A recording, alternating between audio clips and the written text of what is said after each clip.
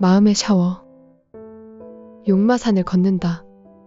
오르다보다 걷다라는 단어가 어울리는 야트막한 산이지만 마냥 쉽지만은 않다. 회사 책상에 앉거나 침대에 눕는 것에 오래 길들여진 몸이라서 걷는 행위를 몸은 낯설어 한다.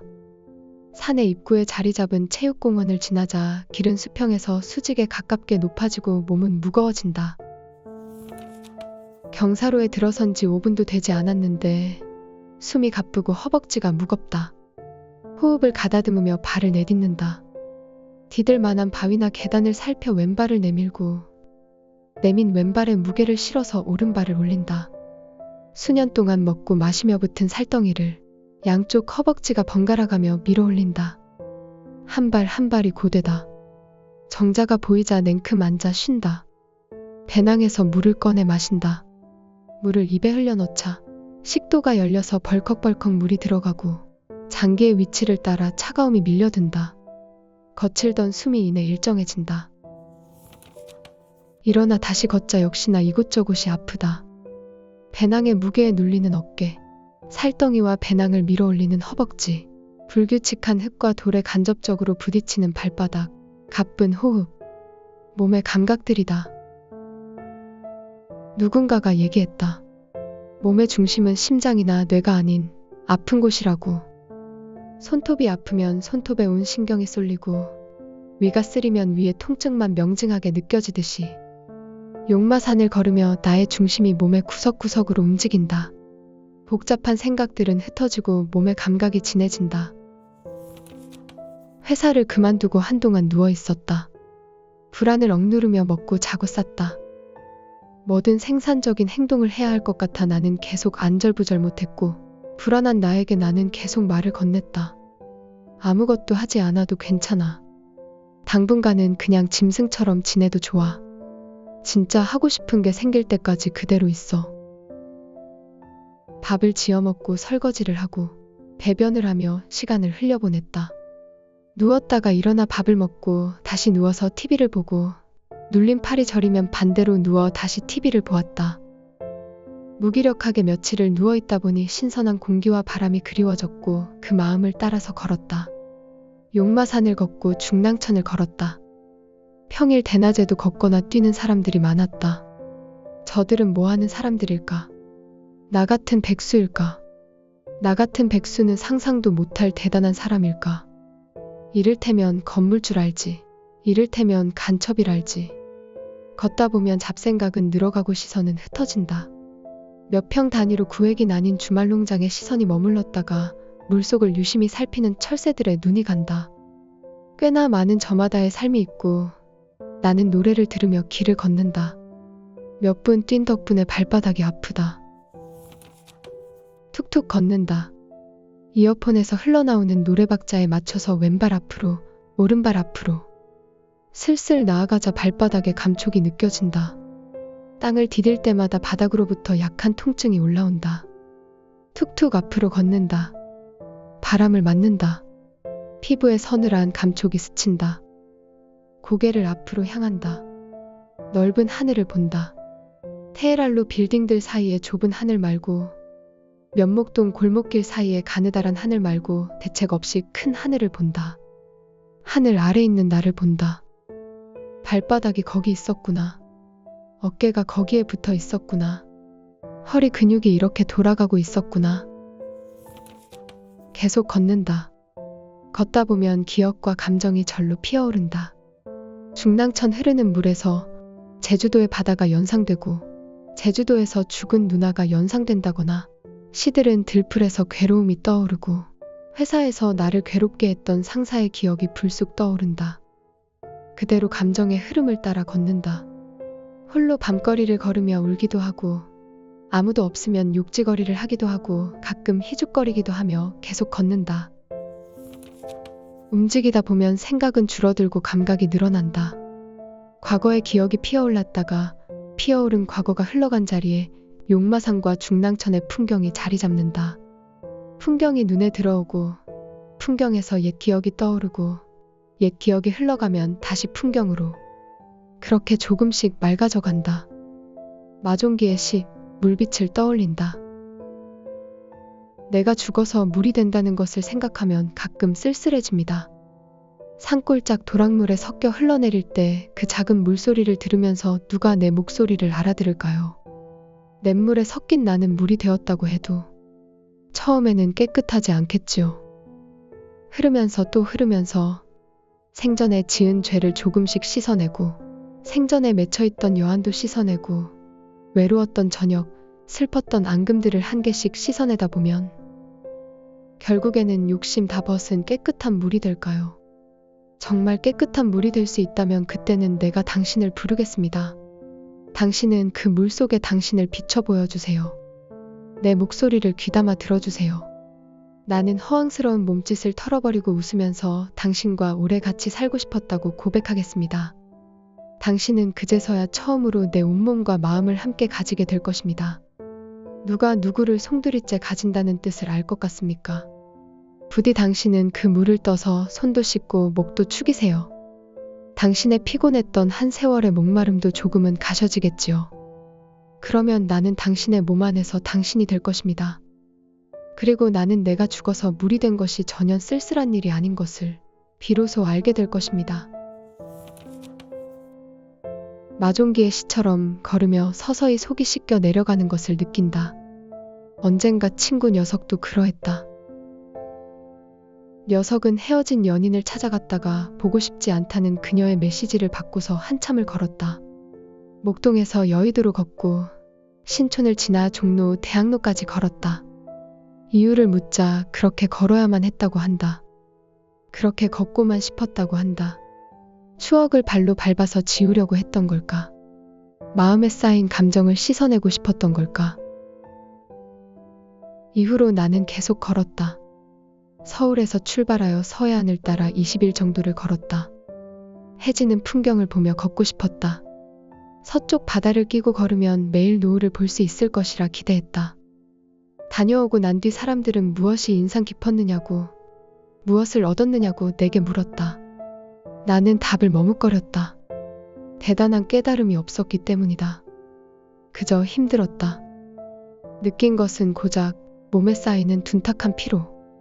쌩쌩 달리는 트럭이 옆을 스칠 듯 지나갈 때의 긴장. 불빛 하나 없는 캄캄한 시골길을 걷는 두려움. 오늘 밤은 어디서 자야 하나 하는 불안.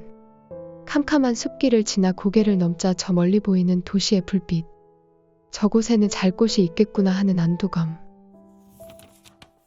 그렇게 하루하루 눈앞의 감각을 마주했다.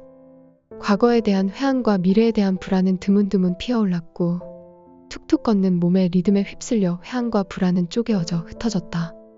이런 얘기를 주절주절하기 애매해서 나는 사람들에게 그저 개고생이었다고 대답했다.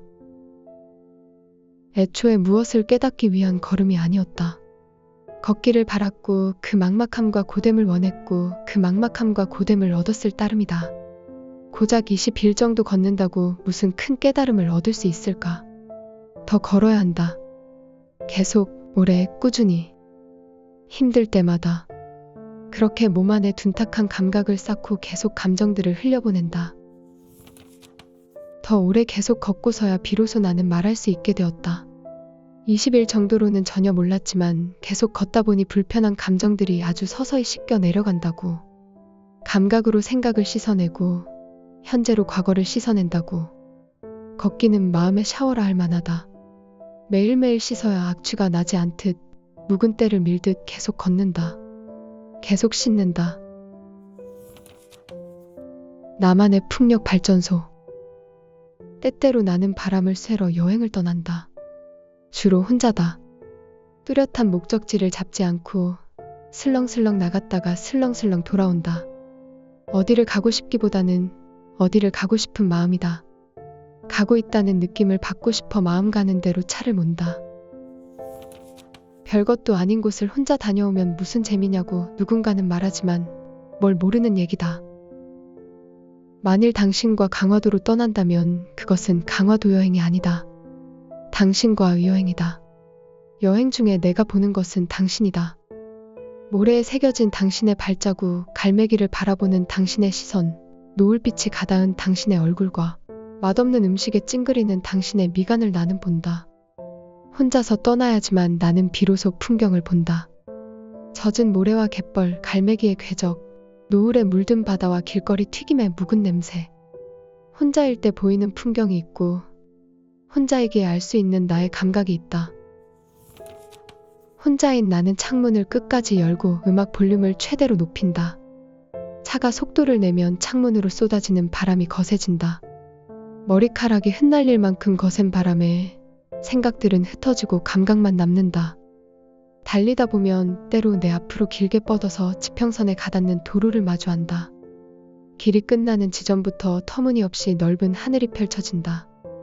그 풍경이 주는 개방감과 후련함을 나는 좋아한다. 가끔은 터널을 지나친다. 창을 닫지 않고 터널에 들어서면 어둠 속에 맴돌던 소음들이 차 안으로 스며든다. 사이렌 소리며 차의 소음들이며 음악 소리며 사람 소리며 여러 소리가 터널 안에서 이리저리 부딪히며 둥그러지고 내 차의 음악 소리와 뒤섞였다가 다시 터널로 퍼져서 오래도록 맴돈다. 그 흥곤함을 나는 좋아한다. 나는 거친 음악을 더 거칠게 따라 부르며 터널의 소리를 보탠다. 누군가와 함께하기에는 남사스러운 행동이다.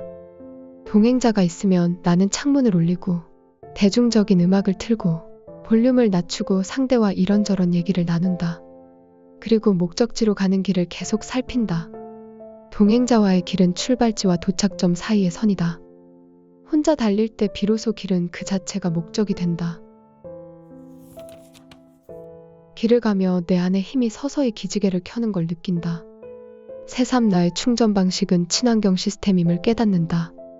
바삭바삭한 햇빛이 피부에 닿으면 몸과 마음이 따뜻해진다. 태양열 충전 방식이다. 시원하고 거센 바람이 피부에 닿으면 상쾌해진다. 풍력 발전 방식이다. 물 냄새와 파도 소리와 수면 위로 반짝이는 윤슬에 뭉근한 힘이 솟아오른다. 조력 발전 방식이다. 혼자 여행하며 온갖 자연을 맞이하며 조금씩 차오르는 힘을 느낀다. 어른들은 이를 두고 자연의 길을 받는다라는 고색창연한 표현을 하지만은 차마 그 말은 하지 말기로 하자. 큰 길 몇 줄기를 지나고 좁은 길 여러 줄기를 지나면 강화도 동막해변에 다다른다. 해지는 풍경을 조용히 볼 수 있는 곳을 찾아 차를 대고 자리를 잡는다. 노을을 싫어하는 사람이 있을까? 남들이 그러하듯 나 역시 좋아한다. 특히 바다로 저무는 해를 좋아한다. 내가 좋아하는 바람과 햇빛과 바다가 한 곳에서 어우러진다. 각각일 때는 힘찬 응원가 같다가 한데 모여 바다 노을이 되면 서정적인 노래 같다. 저녁 태양이 수평선 아래로 내려가서 아무것도 남지 않게 되면 본격적인 관람의 시작이다. 하늘이 붉게 물들고 바다는 더 붉어진다. 하늘에는 어둠이 스며드는데 바다는 끝까지 빛을 붙들고 있다가 한순간에 녹아버린다. 그 와중에 감정들이 어쩔 줄 모르고 풀려난다. 붉은 빛이 바다로 스며들듯 수많은 기억과 감정들로 마음이 젖어든다. 후회며 서러움이며 슬픔이며 괴로움이며 그리움이며 쪽팔림이며 즐거움이며 오만 감정들로 뭉클해진다. 나는 잔뜩 감상에 젖어 눈시울이 붉어지거나 슬며시 웃거나 낄낄거린다. 나의 감정들과 조금 더 가까워진다. 바다가 캄캄해지면 배들이 불을 켠다. 나는 마음의 문을 다시 닫는다. 돌아갈 시간이다. 나는 일어난 감정들을 갈무리하고 집으로 향한다. 길게 써놓았지만 거칠게 요약하자면 바람을 쐬고 오면 참 좋더라 정도의 상투적인 얘기일 것이다. 그 상투성의 힘을 생각한다. 바람을 쐬다 라는 단어를 사전에서 찾아보면 관용어로서 기분 전환을 위해 바깥이나 딴 곳을 거닐거나 다니다라고 정의되어 있다. 관용어. 흔하디흔한 상투적인 말. 수많은 사람들이 쓰면서 모두가 그 뜻을 직관적으로 알고 있는 말. 바람을 쐬다는 관용어가 되기까지 사람들의 마음을 수 없이 채우고 기분을 전환시켰을 것이다. 그 상투성에 기대어 나를 채운다. 바람을 쐬어 내 안의 감각과 기분을 채운다. 제대로 울 줄 아는 사람. 계단을 오르다 발을 헛디뎠다. 품에 안았던 그릇들이 바닥에 떨어졌다. 다행히 그릇은 깨지지 않았지만 나의 표정은 일그러졌다. 씨발, 왜 되는 일이 하나도 없는 거야. 고래고래 소리를 지르는데 목소리가 살짝 젖어 있었다. 혼자 있는 방에서 엉엉 흐느꼈다. 절망적이었다. 모든 게 엉망진창이었다. 쉬고 또 쉬며 마음이 평안해진 듯 했지만 사실 달라진 건 없었다. 직업은 없고 수입도 없고 회사에서 도망쳤고 사람들에게서 멀어지고 있었다. 제대로 되는 게 하나도 없는 것만 같았고 나는 모든 게 서러웠다. 시간이 지나가고 울음은 잦아들었다. 울음이 잦아들며 묘한 안도감이 들었다. 모든 게 엉망진창은 아니었다. 절망적인 가운데 다행이다 싶은 부분이 있었다. 나는 울 수 있게 되었다. 좋은 징조이다. 나에게 있어 울음은 거대한 진보이다. 그동안 나는 제대로 울 줄도 몰랐다. 눈물을 보이는 사람은 성숙하지 못한 사람이라 여겼고 상황을 이성적으로 해결하려는 의지 없이 나약한 모습을 드러내어 남을 불편하게 만든다고 생각했다. 그래서 남 앞에서 울 수 없었고 나 홀로 방구석에 있을 때도 그러했다. 때때로 눈시울이 붉어져 눈물이 맺힐 때 나는 나약한 나를 비웃었다. 눈물을 흘리는 이유는 뭐냐? 너는 너 자신에게도 동정을 구하려 하냐? 방구석에서 가련한 주인공인 척 구는 거냐?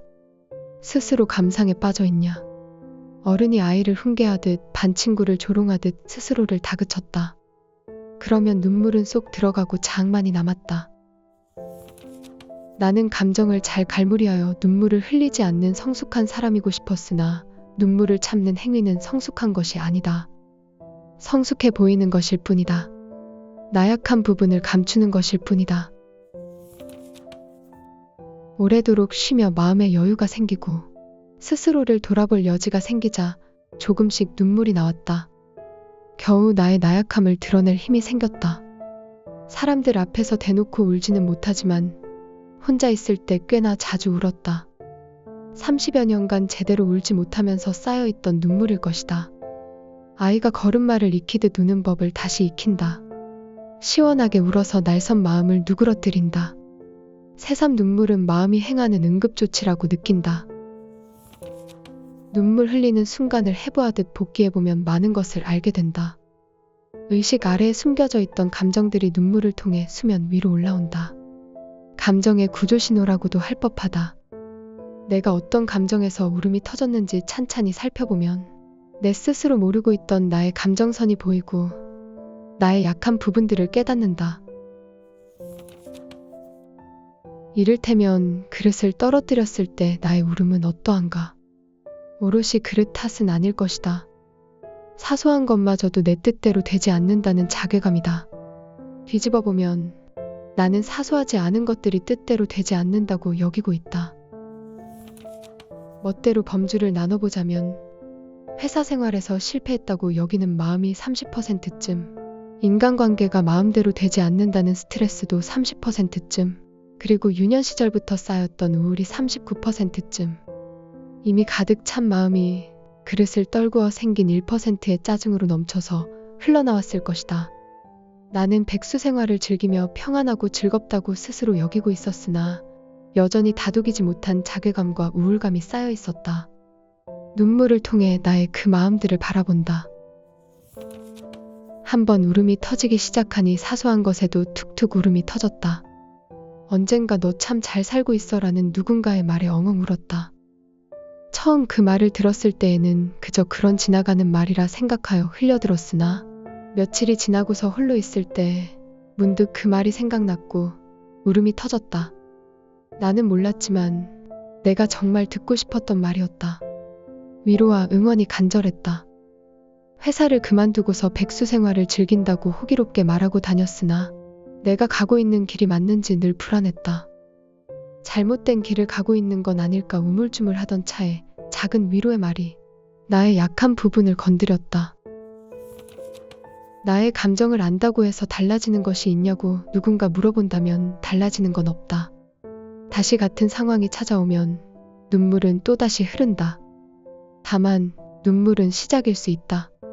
모든 문제 해결을 위해서는 문제가 무엇인지 알아야 한다. 눈물을 바라봄으로써 나는 내 마음의 약한 부분을 깨닫고 내 마음의 문제를 찾는다. 눈물이 답이 될 수는 없으나 답을 찾는 시작이 될 수 있다. 적어도 나는 그러했다. 1990년대의 제주도 소년들의 눈물을 생각한다. 당시 제주도 소년들에게 눈물은 나약함의 상징이었다.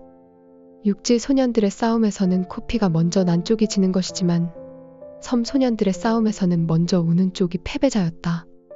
나는 싸우기도 전에 감정이 격해져 엉엉 울며 달려드는 타입이었고 수많은 패배를 자동 정립하곤 했다. 패배를 거듭하며 중학교를 졸업할 무렵에는 제법 눈물을 감출 줄 아는 어른으로 성장했는데 그것이 성장이었을까? 나는 질질 짜는 등신에서는 벗어났지만 제대로 울 줄도 모르는 등신이 되어 있었다. 이제 다시 질질 짜는 등신으로 돌아간다. 그리고 그 눈물의 원인을 찾아 하나하나 짚어간다. 그것이 성장이라 믿는다.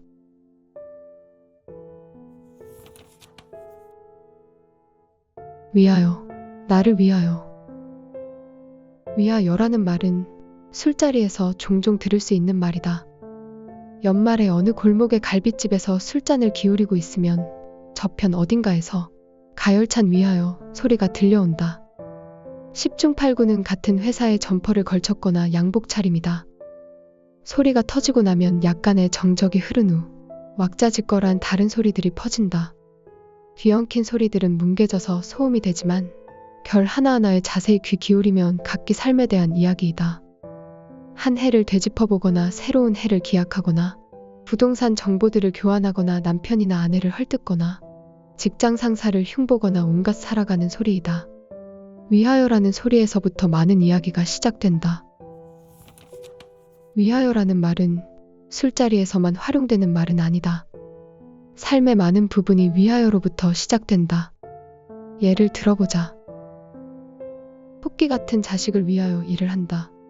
부모님을 위하여 공부를 한다. 그녀를 위하여 선물을 찾아다닌다. 일을 잘하기 위하여 야근을 한다. 부하 직원을 위하여 희생한다. 회사를 위하여 헌신한다. 돈을 벌기 위하여 주식을 한다. 더 나은 내가 되기 위하여 자기 개발한다. 계속하면 예시 문장을 10페이지쯤 늘어놓을 듯하여 여기까지만 예를 들도록 하자. 위하여는 무서운 말이다. 쉼마저도 오염시켜버린다. 우리는 어느 순간 쉼이란 말 대신 재충전이란 단어를 사용한다. 재충전은 더 나은 일을 하기 위함이다.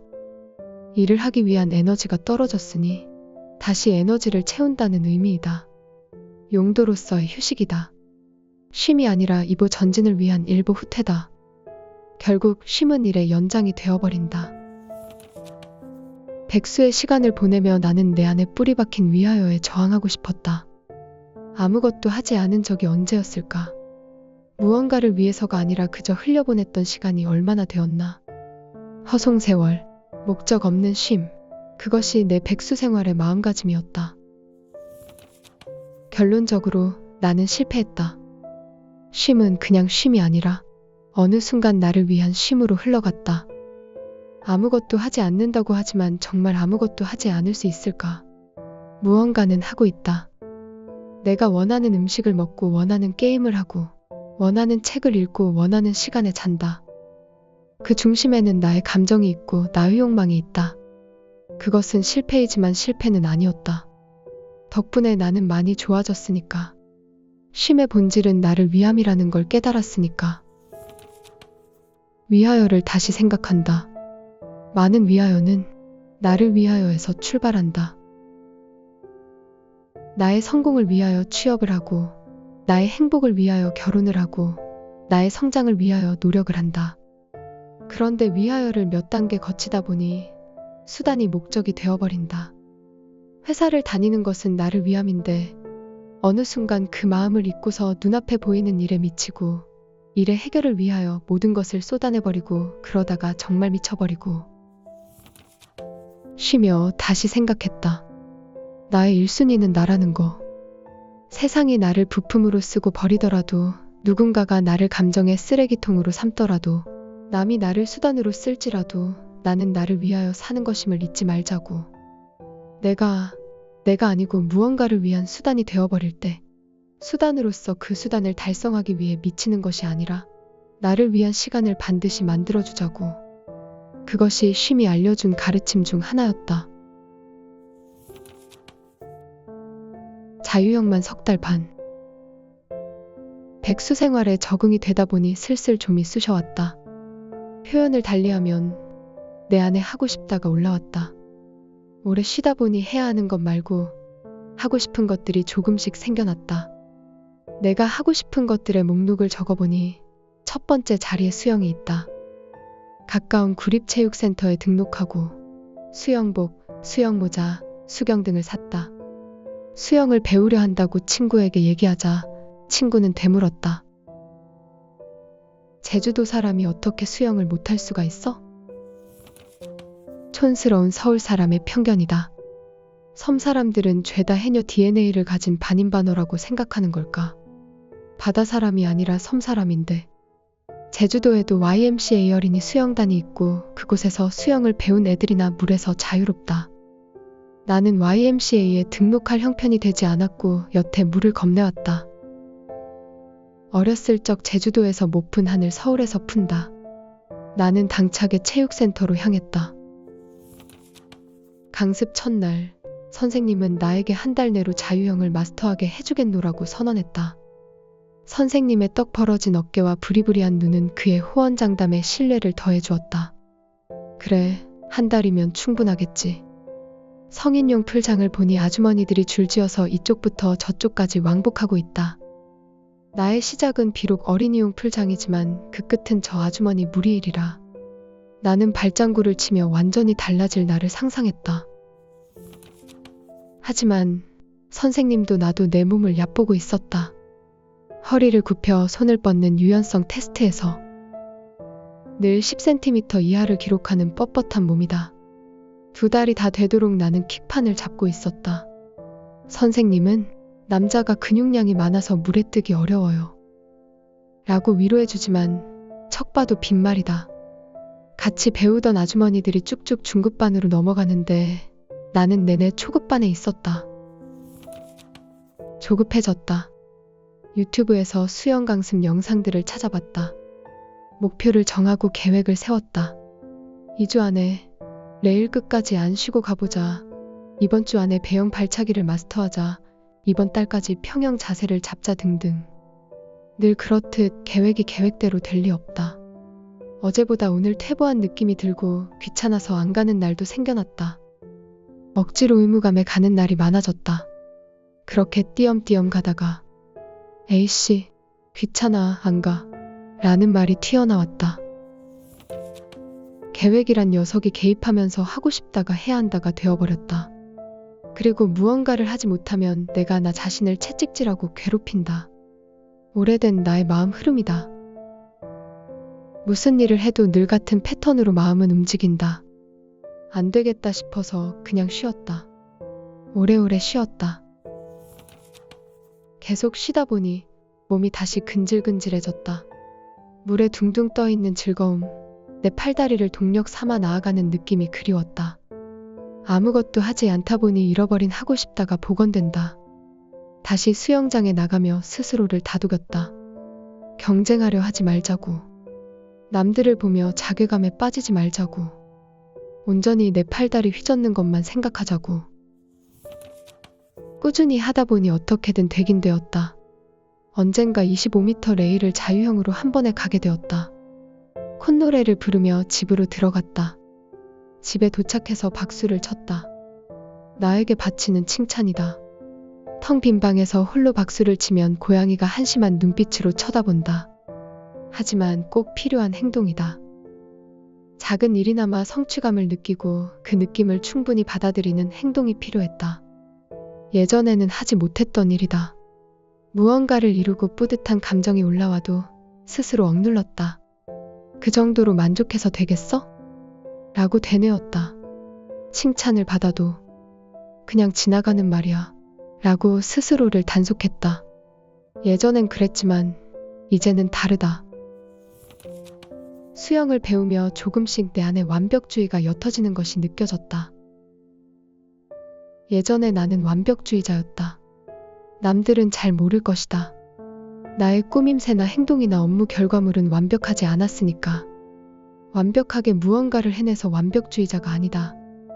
완벽에 대한 의지를 불태우기보단 완벽하지 못한 나를 부끄러워하고 타박하기에 완벽주의자다. 상상 속의 완벽한 나의 모습과 비루한 나의 현실을 비교하며 스스로를 갉아먹는 그렇게 되먹지 못한 완벽주의자다. 그래서 나는 나의 부족한 부분을 감추려고만 했다. 이를테면 나는 사람들 앞에서 절대 춤추지 않는다. 춤을 아주 못 추기 때문이다. 리듬에 맞게 몸을 움직이면 그게 춤이지만은 나는 완벽하지 못한 나를 보이기가 부끄러웠다. 수영장에서 나는 완벽하지 못한 모습을 드러내야만 했다. 외양부터 그러하다. 나는 홀딱 벗고 나의 부끄러운 뱃살을 드러낸다. 어지간해서 남에게 보이기 싫은 부분이다. 준비 운동을 하며 배가 드러날 때 힘을 빡 주어 배를 숨겨보지만 옆구리에 톡 튀어나오는 살덩이는 어쩔 수가 없다. 허우적대는 나의 모습도 적나라하게 드러난다. 2m쯤 가다 보면 바닥을 향해 사선으로 돌진하는 나의 모습이라든가 5m쯤 갔다가 힘들어서 2m쯤 걸었다 가기를 반복하는 나의 빈약한 체력이 드러난다. 하지만 부족한 나의 모습이 보여도 아무 일도 일어나지 않았다. 아니, 일이 일어나긴 했다. 선생님의 한숨이 늘었다. 그 정도야 감내할 수 있다. 완벽하지 않은 모습을 보이기에 나는 조금씩 나아질 수 있었다. 이를테면 나는 이제 물에 뜬다. 물에 뜨는 게 대단한 일은 아니다. 하지만 나의 모든 순간을 대단한 것으로 채워놓으려는 자세는 나를 좀먹는다. 조금씩 생활에서부터 계획을 내려놓고 완벽을 내려놓고 다만 내가 하고 싶은 것을 하는 즐거움을 찾아간다. 훌륭한 사람이 되어가는 건 아니지만 덜 아픈 사람이 되어간다. 하고 싶은 일을 하는 와중에 간간히 무언가가 되기도 한다. 물에 뜬다든가 용마산에서 노을 보기 좋은 장소를 찾아낸다든가 돼지볶음밥 마스터가 된다든가 여유의 농도가 다른 시간. 어느 화요일 오후였다. 창문을 지나 거실 모퉁이까지 햇살이 내리쬐고 그 언저리에서 고양이는 잠이 들었다. 나는 고양이가 깨지 않도록 살금살금 걸어서 커피를 타고 소파에 자리 잡았다. 하루키 에세이를 보다가 고양이를 보다가 창문을 열어 바람을 맞아보았다. 이 순간에만 누릴 수 있는 여유다. 회사를 다니는 이들도 주말이나 휴가를 이용해 집에서 여유를 즐길 수 있겠지만 미안하게도 백수의 시간 동안 내가 느낀 여유는 수준이 다르다. 과거 회사 다닐 적의 주말을 떠올려 본다. 여유로움이 간절하여 주말에 아무것도 하지 않는 날이 많았지만 그 여유로움은 뭐랄까 집약적이었다. 목이 말라 포카리 스웨트를 벌컥벌컥 들이마시듯이 나는 쉬어야 되라고 되뇌며 살기 위해 맹렬하게 쉬었다. 백수의 시간은 여유의 농도가 다르다. 시간이 부드럽게 흘러간다. 어제도 할 일이 없었고 내일도 급한 일이 없는 가운데 여러 번 우려낸 티백 둥글레차 같은 일상. 회사와 연봉과 안정된 미래를 포기하고 겨우 얻어낸 화요일 오후다. 창문 틈으로 바람이 새어들었다. 외할머니가 좋아하던 바람이다. 그녀는 알력방 창문을 좋아했다. 창틀에 걸터앉아 바람이 콸콸 쏟아진다며 나에게 말하곤 했다. 어렸던 나는 그 콸콸을 전혀 느끼지 못했으나 이제 겨우 창가의 바람을 느낀다. 심심할 대로 심심해서 이 방 저 방을 서성이다가 또 심심해서 밖을 보다가 그렇게 며칠이고 심심하다가 문득 창문의 볕을 느끼고 바람을 느꼈다. 제주도 바람처럼 콸콸은 아니지만 졸졸 수준은 된다. 나는 무료함을 사랑한다. 무의미하게 흘러가는 시간들을 사랑한다. 무의미하게 흘러가는 시간 속에 스쳐 지나가는 감각과 감정들을 사랑한다. 사랑이란 단어를 그렇게 어렵게만 여기다가 이런 보잘것없는 감정에 섣불리 갖다 붙이는 게 우습기도 하지만 우스우면 우스운 대로 무료함은 정말 사랑스러운 감정이다. 무료함 속에서 많은 감각과 감정들이 꼬물거린다. 무료함은 감각의 스위치다. 무료함이란 감정이 느껴지기 시작하면 조금 섬세해진다. 심심해서 벽지 무늬를 유심히 살펴보게 되는 것처럼 무료함이 시작되면 살갗에 닿는 바람이라든가 햇살의 각도라든가 시답지 않은 것들을 바라볼 수 있게 된다. 또한 무료함은 행동의 스위치다. 잡스러운 공상들이 떠오르고 나는 무엇인가 창조적인 것을 하고 싶어진다. 글을 쓰고 싶다랄지, 공부를 하고 싶다랄지, 읽다 포기했던 책을 다시 펼친다든지, 평소에는 하고 싶지만 귀찮았던 그 무언가를 무료함을 통해 시작하게 된다. 내가 좋아하는 내 안에 내가 무료함의 감정을 통해 밖으로 튀어나온다. 이런 나는 내가 바란다고 해서 일방적으로 끄집어낼 수 있는 녀석이 아니다. 마음이 복잡하거나 바쁠 때 책상머리 앞에 가서 앉으면 그 창조적인 나는 결코 나오지 않는다. 하기 싫어를 반복하는 게으르고 피곤한 내가 튀어나올 뿐이다. 좋아하는 나를 끌어내기 위해 나는 다만 상황을 만들어 그 녀석이 튀어나올 판을 깔아준다. 무의미한 시간을 나에게 선사한다. 침대 위를 뒹굴뒹굴 거리며 실컷 웹툰을 보고 밥을 먹고 핸드폰을 만지작거리고 봤던 TV 예능을 반복해서 보고 그렇게 게으르고 피곤한 나에게 배부르게 먹이를 주면 만사가 귀찮은 내가 슬쩍 들어가고 무료함이란 감정이 서서히 올라오고 내가 좋아하는 내 안의 녀석이 튀어나온다. 그때그때 다르지만 얼추 4-5시간 정도의 무의미한 시간이 필요하다. 내가 좋아하는 나를 만나기 위해서는 여전히 많은 시간이 걸린다. 나를 대함에 있어 나는 아마추어다. 나에게 서툴게 대하다가 나와 불화할 때도 잦다. 하지만 내가 좋아하는 나를 가까이 두고 자주 불러내다 보면 언젠가는 녀석이 숨 쉬듯 자연스럽게 튀어나올 것을 믿는다. 그래서 나는 노력한다. 유의미한 나를 위해 무의미한 시간들을 흘려보낸다. 조금씩 내가 좋아하는 나와 가까워지기 위해 무료함이 나를 살게 한다. 인턴 시절 팀장님 집들이에 간 적이 있다. 성북동에 자리 잡은 2층 집이었다. 행복이 가득한 집 같은 잡지에 행복이 가득한 집의 모범으로 소개될 법한 집이었다. 잔디가 깔린 앞들에선 서울 시내가 내려다 보였고 넓은 부엌엔 냉장고와 TV가 빌트인 되어 있었다. 버튼을 누르면 마당으로 차양이 저절로 펼쳐져 햇빛을 맞지 않고도 야외 바비큐 파티를 할 수 있는 집이었다. 나는 기대했다. 이 집 사람들은 어떤 신박한 걸 즐기고 살까? 그들은 그 빌트인된 큰 TV로 드라마를 보고 있었다. 드라마. 할머니와 누나가 낡은 아남전자 TV로 보던 그 허접스런 드라마. 주인공의 조용한 한마디에 시어머니의 놀란 얼굴이 클로즈업되는 클리셰 범벅 드라마. 실망이었다. 그들은 대단한 걸 누리고 있길 바랐다. 나는 꽤 불행하다 생각하며 살아왔고 덜 불행한 누군가는 내가 모르는 것을 즐길 것이라 기대했고 내가 거기까지 가닿으면 나의 불행이 조금은 덜어질 줄 알았다. 그런데 겨우 드라마였다. 물론 내가 본 건 일부에 불과하겠지만 허탈했다. 일하는 내내 미래는 기대되지 않았고 현재는 즐겁지 않았다. 텅 빈 시간들을 즐거운 것들로 채워 넣어보아도 즐겁지 않았다. 아니, 즐거운 게 별로 없었다. 세상에서 즐겁다는 것들을 웬만큼은 해봤다. 맛있는 음식이라든지 여행이라든지 혹은 쇼핑, 게임, 제트스키, 연애, 창작이라든지 그리고 즐거움의 정도를 대강은 알아버렸다. 저것을 하면 저 정도, 이것을 하면 이 정도의 즐거움일 거라고 예상이 되었다. 해보지 않았어도 얼추 짐작할 수 있다. 패러글라이딩을 안 해봤지만 패러세일링을 해본 경험에 비추어 보면 어떤 즐거움일지 예상이 되고 연애도 이전 경험에 비추어 볼 때 어느 정도 즐거울지 대강은 알 수 있다. 괴로움도 어느 정도 수반할지 예측이 된다. 즐거움은 점점 줄고 허무함은 커져갔다. 이대로 사라져도 좋겠다는 생각으로 이어졌다. 지금이 즐겁지 않고 미래도 즐겁지 않을 것만 같았다. 뭘까?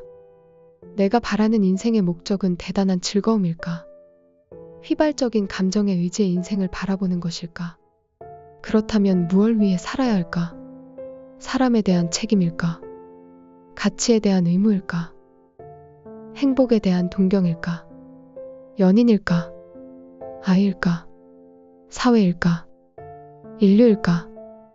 못다 먹은 치킨일까? 소중했던 누나를 잃고서 삶을 지탱해줄 소중한 것을 찾지 못했다.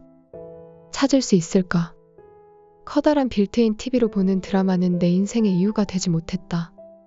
서글프게도 언젠가 정신과 의사가 내게 들려준 자살 이야기가 떠올랐다.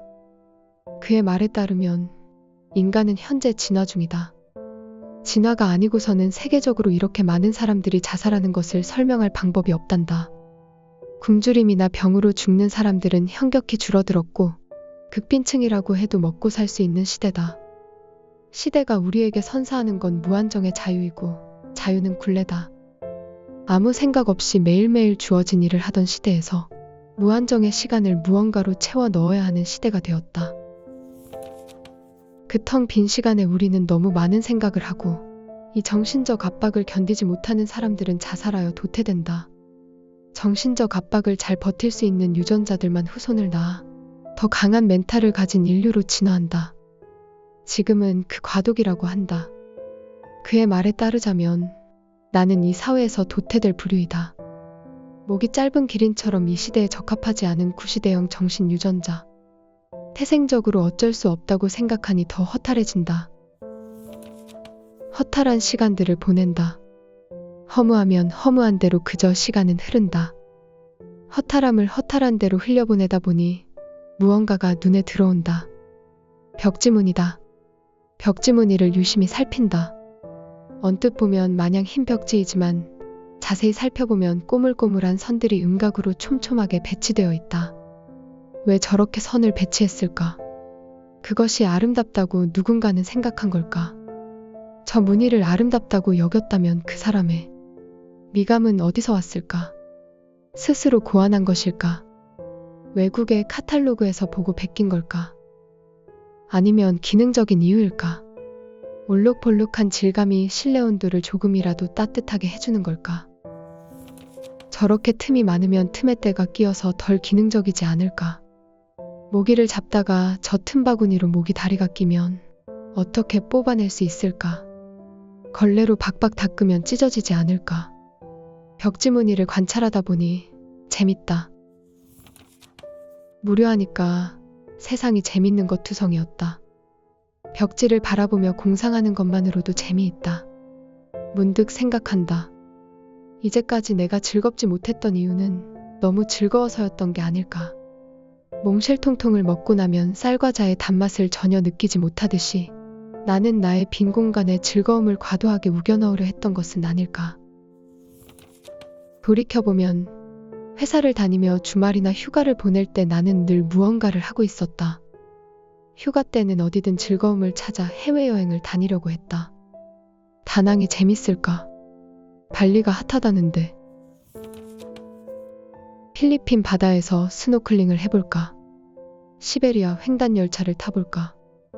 주말에는 새로운 게임이 없나 찾아다녔다. 없으면 수년째 하는 삼국지 시비를 다시 시작한다.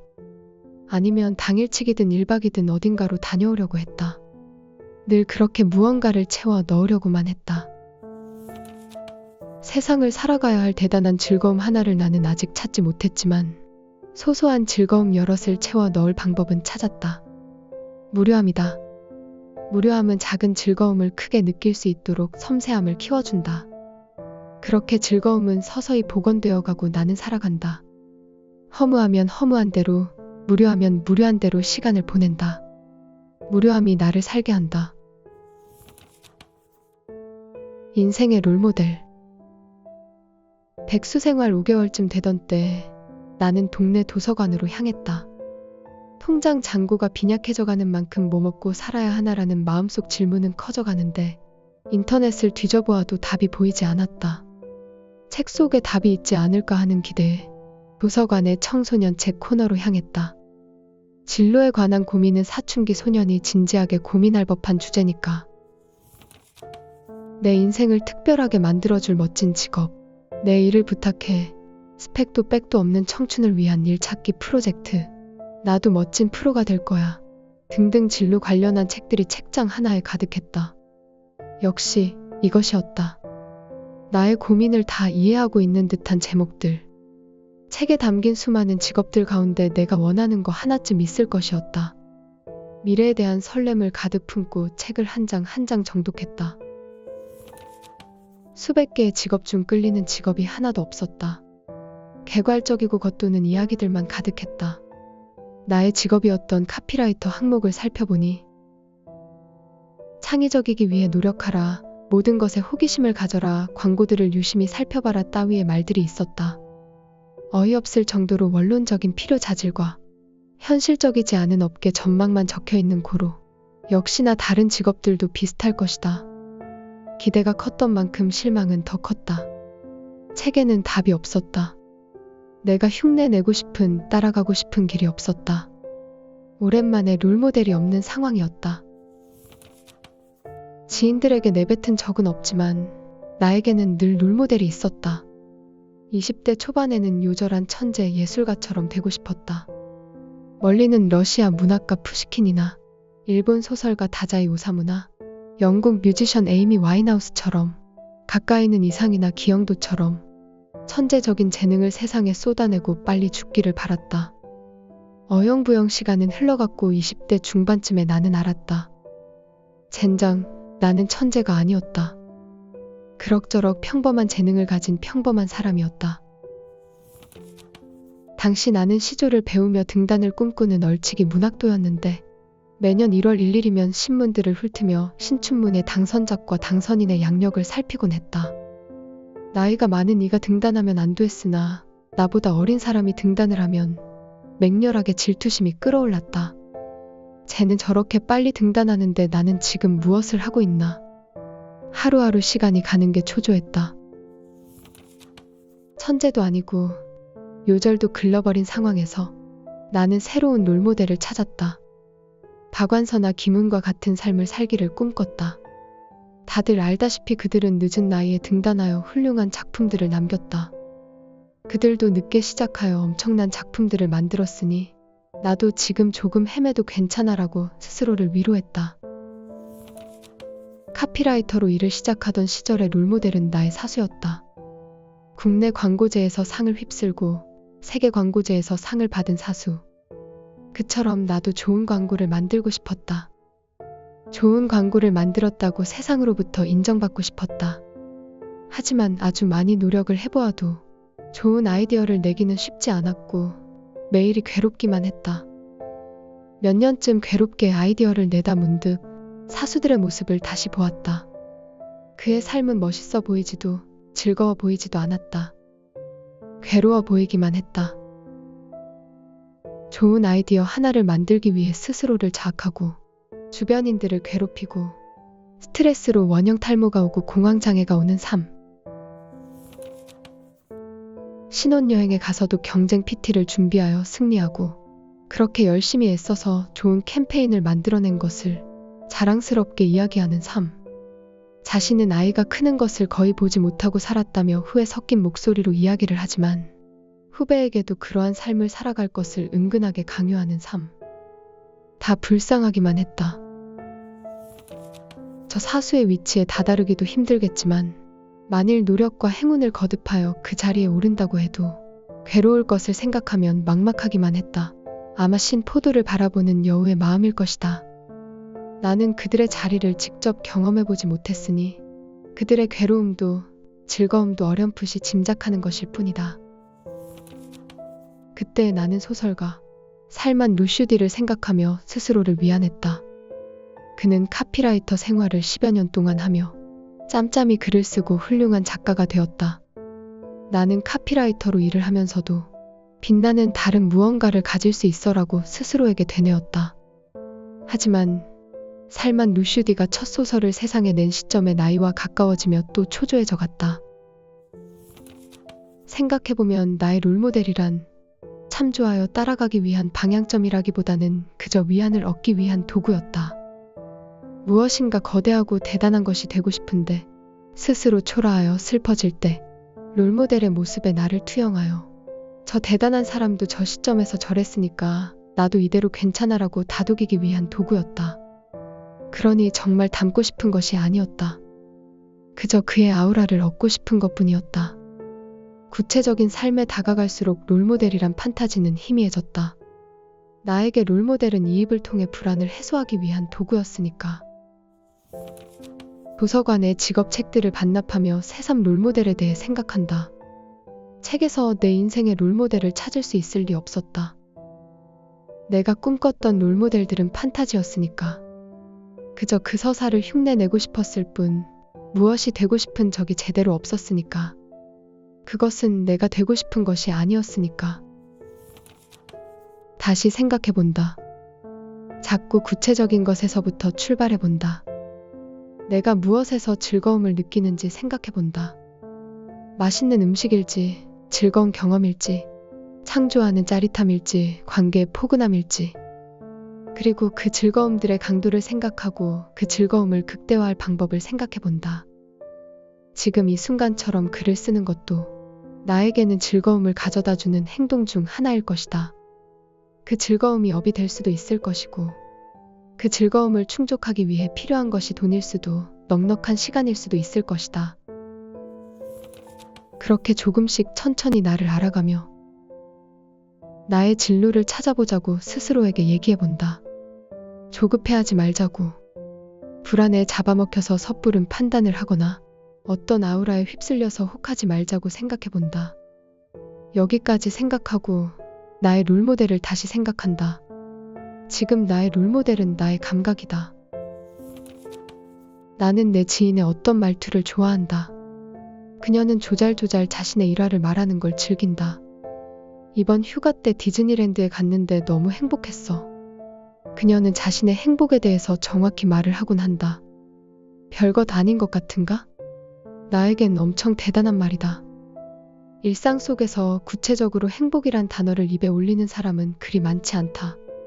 자신이 어떤 상황에서 행복한지 명확하게 인식하고 그것을 말로 내뱉는 사람을 나는 자주 보지 못했다. 그녀는 또 이렇게 말한다. 이번에 어떤 소설을 읽었는데 읽는 내내 너무 재밌고 즐거웠어. 그런 감각을 또 느끼고 싶어. 그녀는 자신의 감각을 잘 안다. 자신이 어떤 대목에서 어떤 감각을 느끼는지 정확히 인지하고 그 감각을 계속 채워 넣으려고 노력한다. 나는 그녀의 그 건강한 태도를 부럽게 여긴다. 자신의 감각을 아끼고 채워 넣는 그 태도. 그녀를 흉내내어 나는 나의 감각을 찾아본다. 나의 길을 찾아본다. 세상 위대한 취향. 내 취향은 살치살 쪽이다. 소고기는 다 맛있지만 부드럽게 녹아서 입안을 가득 채우는 풍미는 살치살을 따라올 부위가 없다. 좋은 수치로 구워낸 질 좋은 살치살은 우주 최강이다. 가스불에 무쇠철판으로 구워내면 안 된다. 내가 가끔 가는 대도식당이 무쇠철판을 쓴다. 그 집 고기의 질을 생각하면 아쉽다. 숯불 위에 석쇠로 구워내야 잡내가 잡히고 나무 향에 풍부한 질감이 더해진다. 불은 강할수록 좋다. 겉만 태우듯이 구워내어 한 점 입에 넣으면 바삭한 것 부분이 바스라지고 향이 폭발적으로 터져 나온다. 품고 있던 기름은 촉촉하게 흘러나와 따스하게 입안을 채운다. 힘들려서 씹을 필요도 없다. 우물우물 씹는 노동은 우둔살이면 족하다. 살치살은 살짝 한 번만 씹어도 충분하다.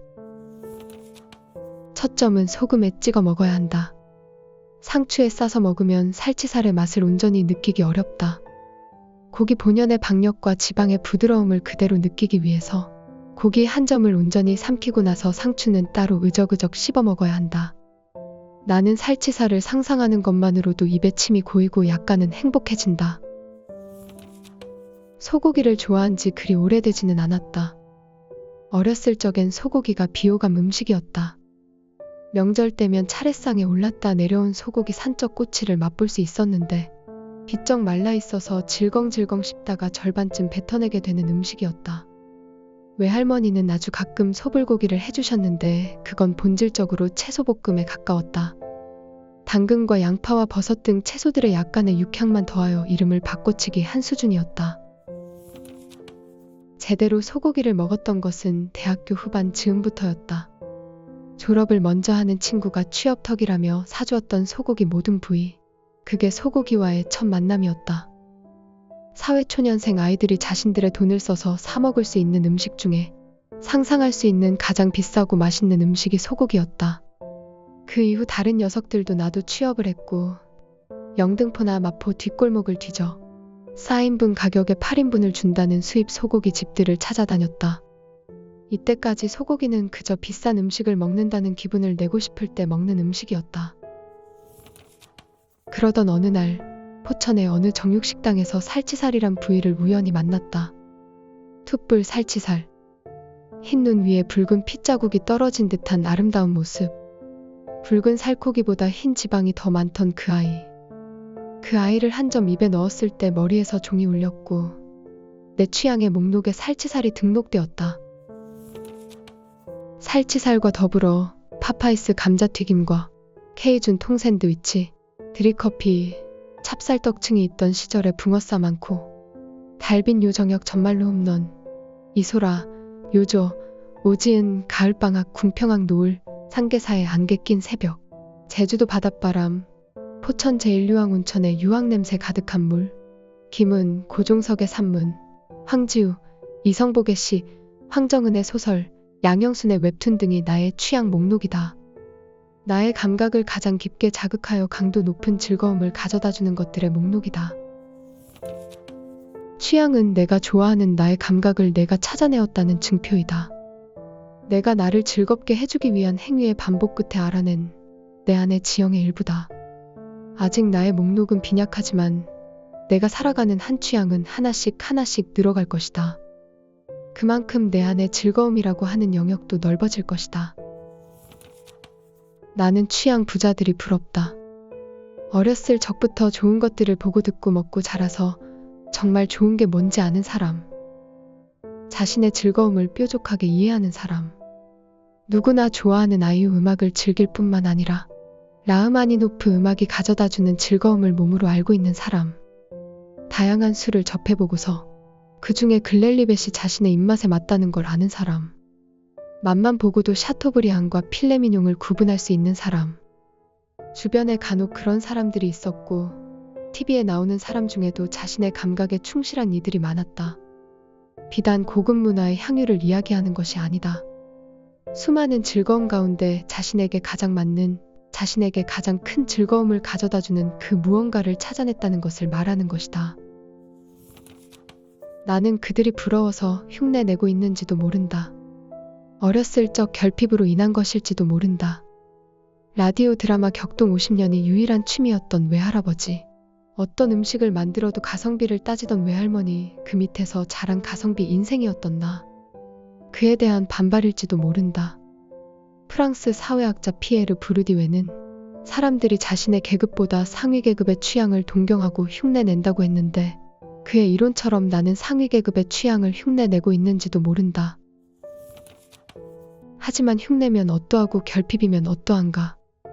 중요한 건 나의 소중한 감각들을 일깨우는 행위를 멈추지 않는 것이다.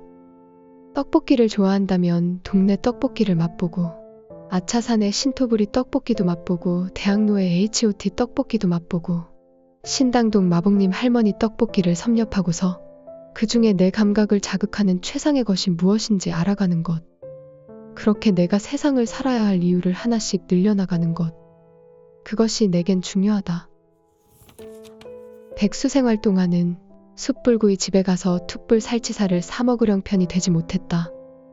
대신 두어 달에 한 번쯤 휴무 전날인 토요일 저녁에 마트로 갔다. 반값 세일 수입 소고기를 벌벌 떨며 한 팩 사서 프라이팬에 구워 먹었다. 다소 아쉽기는 해도 중요한 것은 내가 행복해지는 감각을 스스로 인지하고 있다는 사실이다. 무엇을 할 때 내가 즐거운지 알고 그 즐거움의 극단에 무엇이 있는지 알아가는 것. 내 욕망의 형태를 이해하는 것. 내 욕망을 키워가는 것. 그만큼 인생은 풍부해지고 그만큼 인생은 살만해진다. 1인분의 외로움. 새벽 3시 즈음 잠이 안 올 때가 있다. 어쩌다 잠을 잘 시간대를 놓쳐버렸거나 초저녁에 잠이 들었다가 깨었을 때다. 밤 앞에서 내가 왜소하게 느껴지는 시간이다. 어둠이 나를 짓누르는 것 같고 소음들이 날뛴다. 눈을 감고 마음을 편히 하려고 해도 소리들은 더 또렷해진다.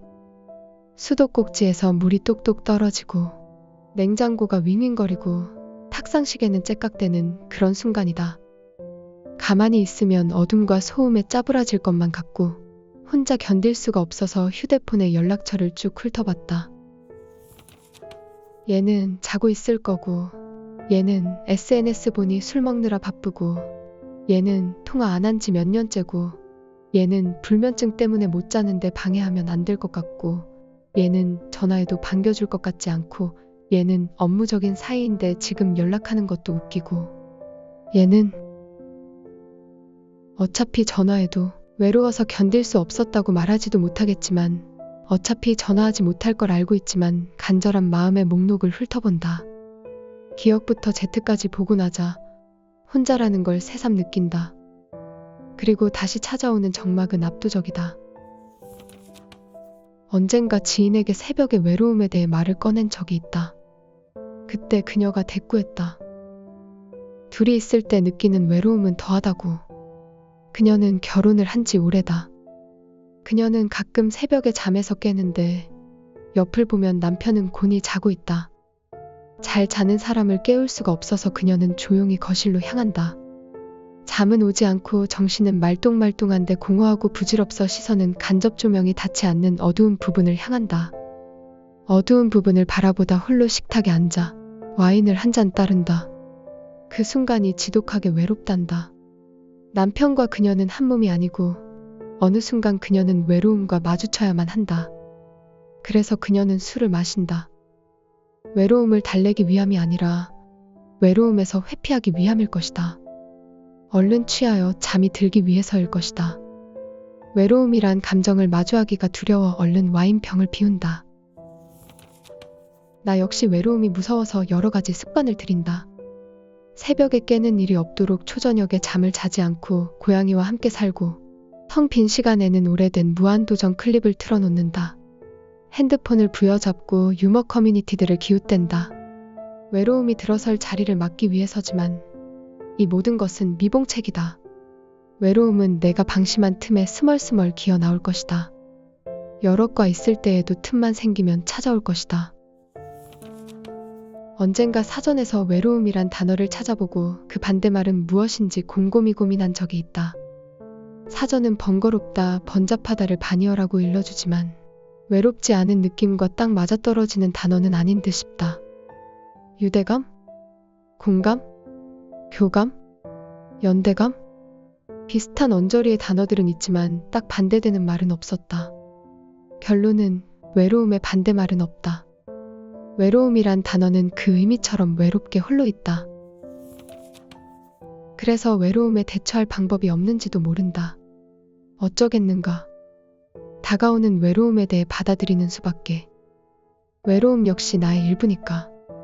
죽일 수도 없고 도망칠 수도 없고 평생을 따라다닐 감정인데 어쩌겠는가. 외로움을 회피할 방법을 100가지 준비하는 것도 필요하겠지만 외로움과 함께 잘 살아갈 방법을 찾는 것 역시 필요하다. 그 새벽에 외로운 나를 두고 술 한 잔 마시는 수밖에. 잠을 자기 위함이 아니라 그 외로움이란 녀석과 친해지기 위해. 무엇이 그렇게 외로우냐고 나에게 속 시원하게 털어놓을 수 있게. 외로움이란 녀석에 익숙해지고 담담해지길 바랄 뿐이다. 외로운 나를 지켜볼 따름이다. 언젠가 여행 중에 한 할머니를 만났다. 나는 혼자 도보 여행 중이었고 한평에서 걷기 시작하여 한두 시간만 더 걸으면 목포에 도달하게 될 어느 거리에서였다.